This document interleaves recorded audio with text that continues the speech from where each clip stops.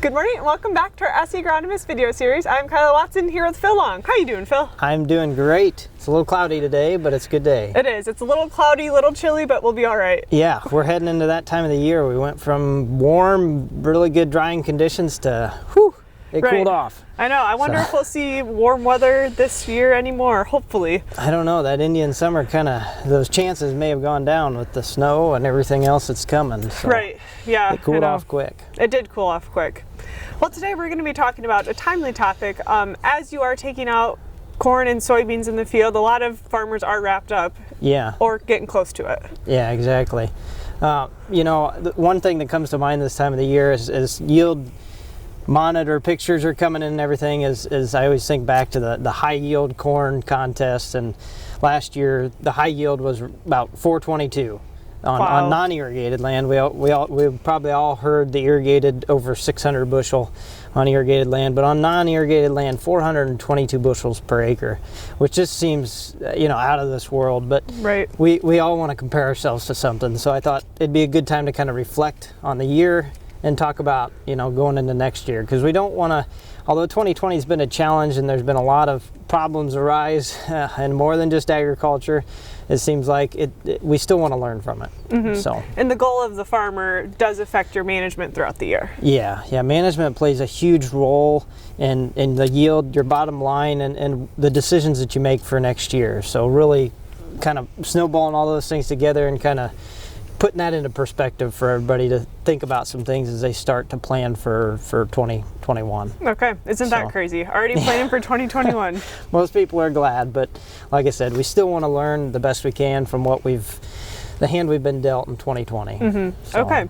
Well, today we're going to be focusing on the importance of soil sampling and how those high yields do equal high fertility. So it's important to know what you have. Exactly, yeah. Soil fertility plays probably the biggest role. It's one that's not maybe thought of as much because it's underneath our feet and maybe not as visible, and it doesn't show up always as visibly as what we may think, but it plays a huge role. So I just kind of put together some questions just to see, as farmers follow along, if they can answer yes to any of these, and if it makes, is ringing a bell and catching your attention, some things maybe to look out for and to plan ahead for next year. Okay, well, let's take it away. What questions do you have? So the first one was, are you trying to break yield barriers? So I just talked about 422 bushel an acre, but to me, this isn't necessarily, are you in the high yield corn contest? It's, are you trying to break yield barriers on your own farm? Mm-hmm. And I think everybody would answer yes to that, I hope, because that means we're still trying to learn, we're still trying to push forward.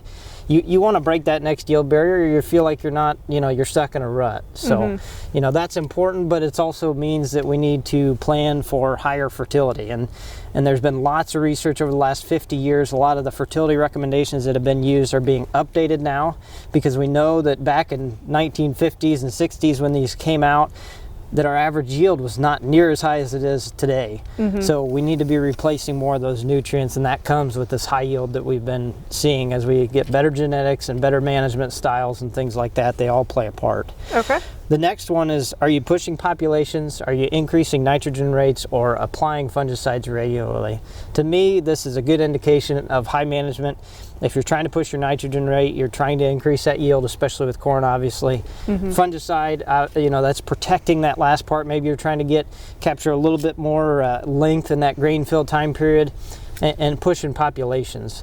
Any of these things are management styles to me that say you're trying to push the envelope a little bit.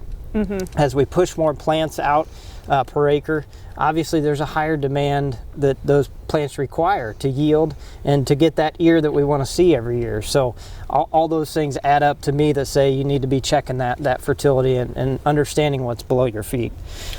The next one was, do you apply manure or have you increased P and K fertilizer rates? This, I see this a lot. We have a lot of manure in the state of Iowa and all around Latham country, and typically we end up maybe a little out of balance with P and K.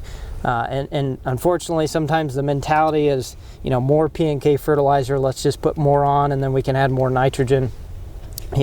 Those things all go hand in hand. They're all macronutrients. They're all the plant demands a lot of those, but if they're not there in the right amounts, it still affects other things. And a lot of times that's what we see, maybe a little imbalance in certain cases, and then maybe you'd be better served by putting something else out there other than just P and K or nitrogen. Right.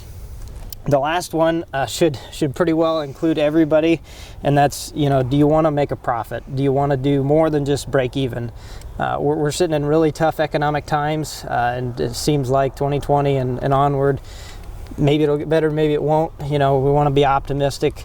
But soil fertility is one thing that I always, and most agronomists would agree, you can't lay on the table and decrease those rates. So it seems like it's always the last one. It's the last one to get picked on the team. It's the one that gets shorthanded, and that's the one thing that's going to return you the most, dollar for dollar.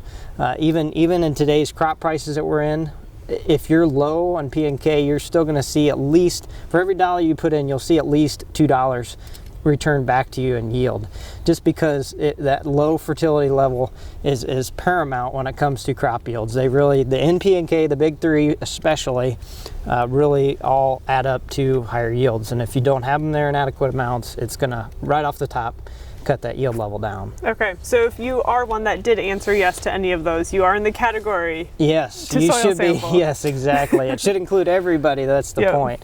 But I thought it'd be good to put in a few signs and things that to me showed up this year. The one thing that I want to make sure and point out is that some folks may be thinking about. Obviously 2020 was different. There's a lot of areas of drought, especially some more severe than others, and that can affect soil sampling results, obviously.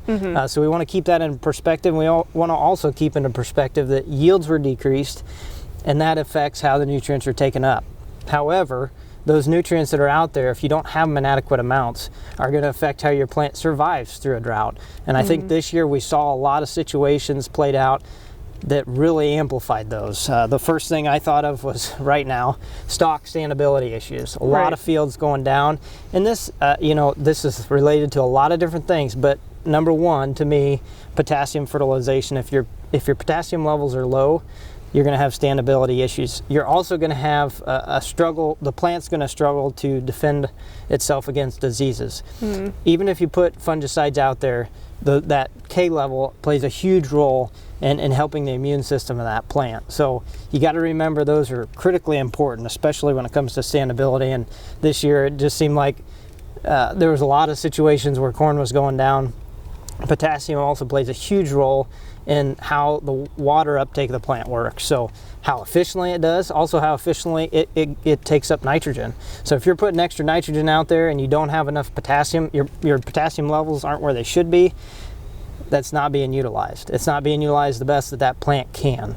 So potassium plays a huge role in that, and that's why I stress that, especially in corn, because we always think of phosphorus for corn and potassium for soybeans, but potassium plays a huge role, especially in a year like 2020 when we had dry conditions. Okay, so what about some of our early season indicators? Yeah, this year was also a great learning experience for that, and the reason I bring that up is because we had issues late season with drought, but early season, what did we have? We had a May that was not very forgiving. It was cool, showed a lot of problems early on. We had stand development issues, and then we had slow growth. I've talked many times about phosphorus fertilization early season. We see that fallow effect and things like that, how slow corn begins to take up phosphorus.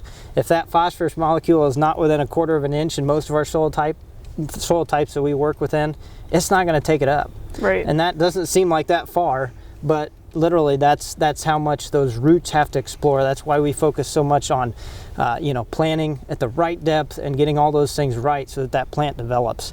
May was pretty harsh on corn and soybeans. Set a lot of them back, and we saw stunted growth all around, which was, some of it was nitrogen, some of it was sulfur, yellowing and so forth, but some of it was also P and K related, especially phosphorus. That early growth and that stunting can be easily related to phosphorus and not having the uptake, or maybe it's not there in the right form, but maybe there's not enough of it there when the roots are in that small of volume. So a lot of those can be related back to early season issues, and that's when the plant's getting started. It's really important as it goes into that V4, V5, starting to develop that ear time frame.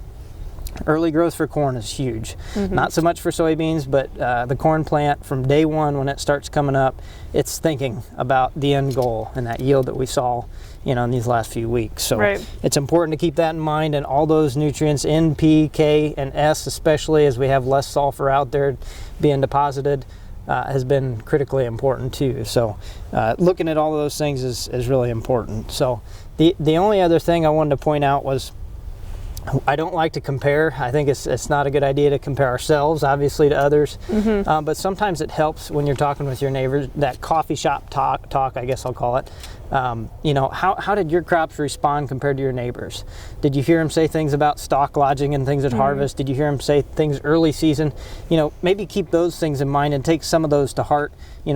Obviously with that 2020 idea in the back of your mind and how things played out. But that does help, when you have a comparison, because those neighbors are right in your climate, right in your area, probably got similar rain, similar climatic conditions, and all those things that you can kind of compare to. Obviously, they probably planted different hybrids and varieties, but all those things should be taken into account, and you should, think about those as you're making your plans for next year and say, okay, maybe something is a little off. What were those problem spots in my field? Is this something I can diagnose with a soil sample? Is it something I can go out now and try to learn a little bit more before we get into 2021 and make some changes for that season? Okay. So what would you say is the big take-home message for us this morning? Yeah, so right now we're really right in the middle of soil sampling, doing a lot of work, especially on the data forward side. We're working with our customers, and that's really number one to me, is you got to start with the soil fertility piece before you can make decisions and really start amping up your management practices. It's soil sampling on a 2.5 acre grid is around $9 an acre.